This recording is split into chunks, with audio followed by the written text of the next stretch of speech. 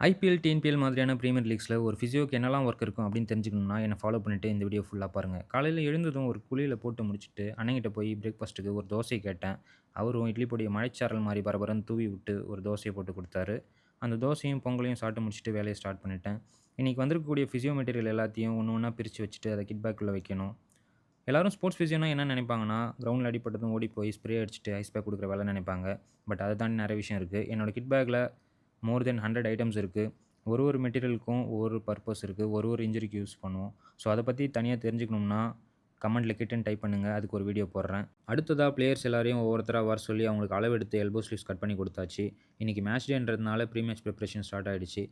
என்னதான் workload management, recovery இதெல்லாம் concentrate பண்ணாலும், மேட்சஸ் கன்டினியூஸா இருக்கிறதுனால பிளேயர்ஸ்க்கு ஸ்டிஃப்னஸ் அண்ட் டைட்னஸ் ஈஸியா போயிடும். இந்த மாரி soft tissue release, mobility improve பண்றதுனால அவங்களுக்கு இன்ஜுரி மட்டும் பிரிவென்ட் ஆவாது. அவங்களோட பெர்ஃபார்மன்ஸும் அதிகமாகறதுக்கான சான்சஸ் இருக்கு.